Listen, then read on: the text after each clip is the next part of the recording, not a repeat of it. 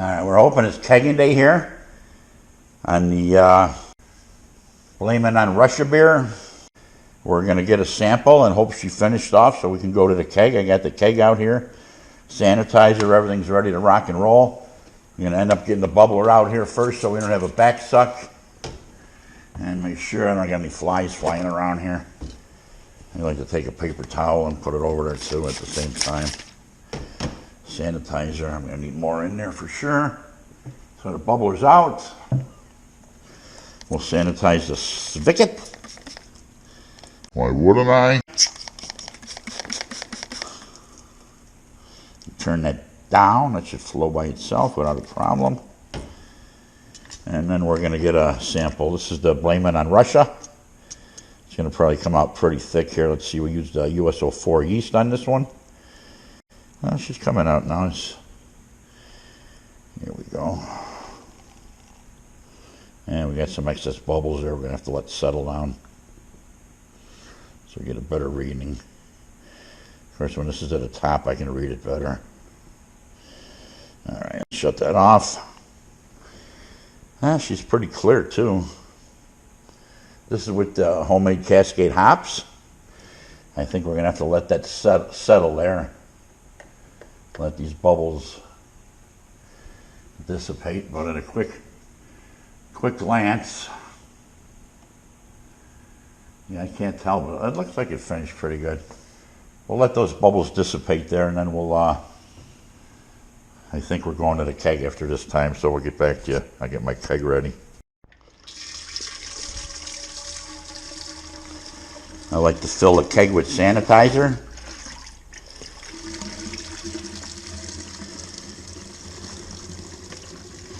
I've had this sanitizer out here for about 5 months already, and she's still good.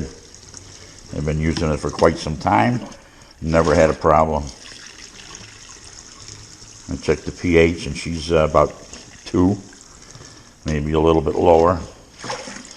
And I got a filter in here. This is the same little filter I use in my funnel when I drain the beer into the boil kettle. And this will catch any little hairs and little whatnots along the way. You got to make sure you don't let the funnel rest in the fluid as you pour it in. Otherwise the back pressure will blow that little filter right out of there. And then everything you did is for naught. I'll let that overflow and come back and give it the final fill up when we're ready to go. If you pull this screen out of here, you can't really see it. Maybe you can. There's a lot of little hairs on there, fibers, enough to plug your keg up. In fact, I forgot to clean the nozzle on the keg. I usually pull out the spigots and clean those out. I had a problem with one once. It got plugged. It got some it was the coconut stout. Some of the coconut got past the fermenter filter and whatnot and got into the keg. And when she hit the spigot on the keg there, the little valve, it plugged it. And we were pouring glasses of foam. So that's another indication that it had a little bit of hair and whatnot in there. She was pouring pure foam. So if you get pure foam out of your kegerator, make sure your outlets are clean and your inlets are clean, because they will do that to you. Okay, we're going to let this sit a minute. Let's see if our reading came in here to where we can read the hydrometer. Yeah, I thought I had it. I'm going to have to give it a few more seconds. Okay, on the Blaming on Russia Pale Ale beer, it looks like a 10-10. 10-10 and a half, maybe, because the bubbles are there. I could call it a 10-11. That finished pretty good. Yeah, we're going to call it 10-11. And we'll do the math on there and we'll get back to you. The bubbles and the water line floats up like you guys know. But it looks like 10-10, 10-11. Let's see if that comes out on camera. I don't know why it wouldn't. I'm trying to hold it really steady. So the next thing to do as everybody out there knows, oh boy, spin the camera around real fast and get yourself dizzy. That's what you're supposed to do. Why wouldn't you? Is we'll take the hydrometer out at 10:11. I'm happy with that. Don't break it.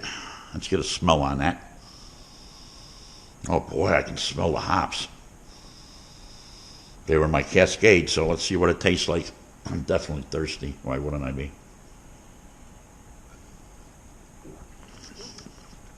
Okay. Tastes dry and hoppy.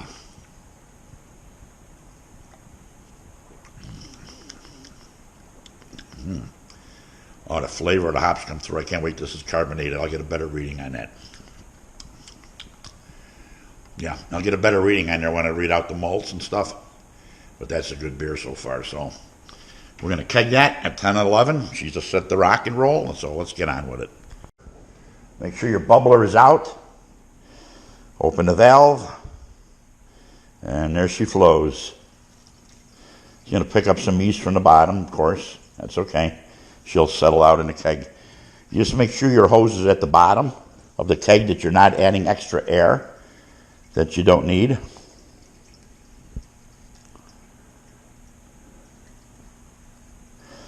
We're on our way. Batch 119. Blame it on Russia. We're going to have another sample of this because it tastes pretty good. The percentage is going to be close to... Oh, I don't even know. I can figure it out here when I get in the house. I'm just going to guess roughly. I'm going to at least 6 something. 6.5 is my guess.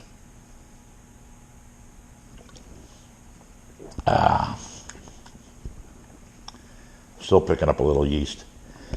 That won't hurt nothing. All right, here we go. Blame it on Russia.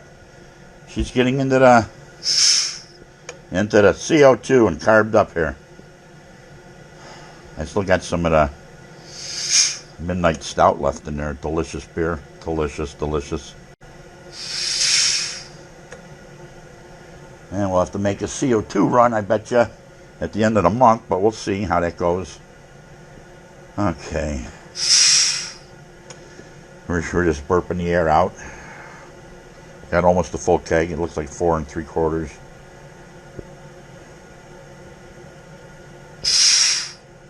Okay, we're going to switch it over to the serving line and burp it a couple more times. So we'll get this yellow off of here. Shut down the yellow. Turn on the red. I got them color coded in here if I haven't said so before. That way you know what hose goes to what valve on the manifold.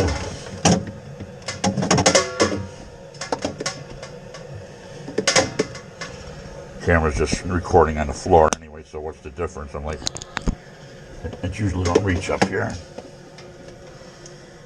So let's get the red line on there. Then get her into the position.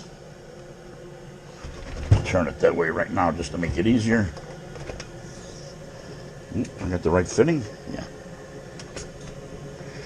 Back on the red. She's gassed up. And we lift this big heavy thing into position. I love that.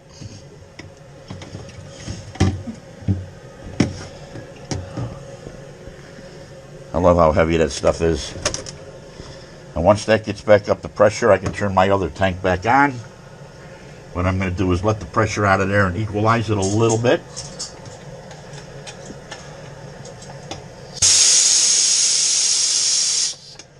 Right about there. And we'll turn that back on if I get my hand in there. White is on. Red is on. As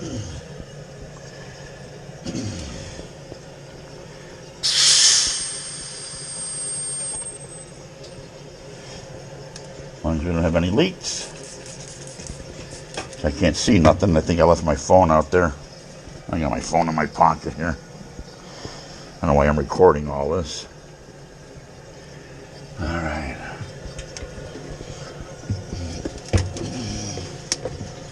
I don't see any leaks. That don't mean they're not there. Yeah, we look good to me. We look good to me. So there we go. Blaming on Russia, but wouldn't I?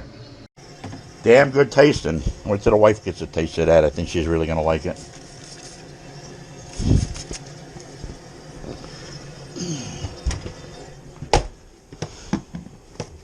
Still got my chocolate stout that I brewed December 31st for New Year's.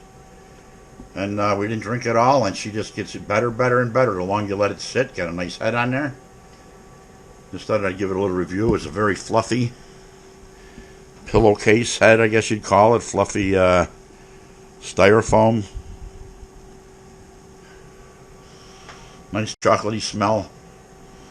I forget the use of what hops I used in here, but they were darn good. They were darn good hops.